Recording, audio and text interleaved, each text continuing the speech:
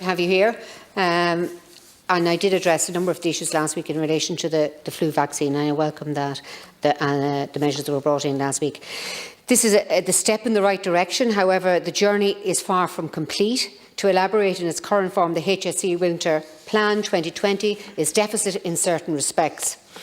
I refer to the gross underutilisation of the 1,800 community pharmacists serving communities across the country, and that never closed their doors to people in need during lockdown. The Government has promised to expand the role of community pharmacies in the programme for government. The Government has pledged to include pharmacies as part of the initiative to enhance primary and community care, thereby making the vast majority of healthcare services available to people in the home or close to home rather than overcrowded hospitals. Now is the time to make good on this promise in the midst of a pandemic, when the need is so great to maximise the use of all available resources and expertise. This is an imperative not only in order to protect the health of the public, but also to ease the burden on our overworked GPs, hospitals, doctors and nurses. There is a number of measures that could easily and quickly be introduced to improve the winter plan and further these objectives.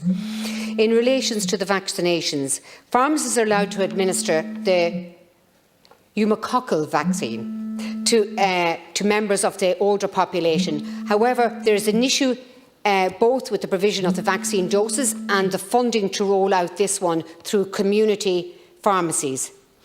I propose that the Minister Connolly should sign a statutory declaration enabling the HSE to supply and reimburse pharmacies for this. If Mr Donnelly is sincere in his intention to protect the vulnerable, then he must act on this proposal without delay. There is no excuse for delay. Action is required by Minister Donnelly as the flu season approaches and the COVID numbers continue to rise. The minor ailment service. I'm not too sure if you're familiar with this particular service, Minister, but it was talked about in 2016 and it seems to have sat on the shelf ever since. There are other steps to expand the role of pharmacies and relieve the ever-growing burden on the GPs and hospital emergency departments. Minister Donnelly can achieve this now with the immediate establishment of the minor ailment service to provide accessible healthcare for a variety of common ailments to the existing network of community pharmacies. We are already lagging behind our neighbours in Northern Ireland, Wales and Scotland that already provide such valuable primary care services through the pharmacy network.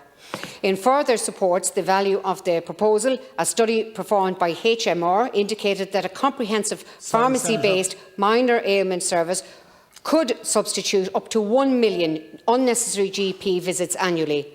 So in the midst of the pandemic, the Minister must see the value of introducing this as a priority. Thank you. 16 different senators spoke today, some strayed outside the remit of the winter plan, so I'm going to try and address the specifics in the winter plan. What has come up a lot is the flu vaccine.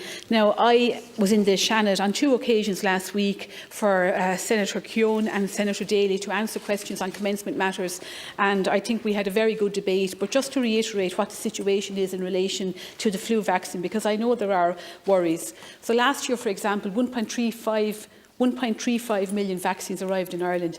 This year there'll be just close to 2 million. There's 600,000 vaccines for children aged 2 to 12, free of charge, which will be inserted through the nose. They won't have to have an injection. So that's very, very welcome, and that will be rolled out, hopefully, through all the schools. The 1.35 million quadrivalent vaccine, which is the one that we would all know if we were going to undertake to have the vaccine, and I encourage everyone to have it. So following a delay in the delivery from the manufacturers, almost half of the vaccine has now been received, and by mid-October, by the 18th of October, 75% of the vaccine will be received throughout the country. Obviously, you know, the virus isn't only in Ireland, the virus is worldwide, and there is a huge demand for the vaccine. But we are on target to have 75% of our delivery by the 18th of October, so that will make a huge difference.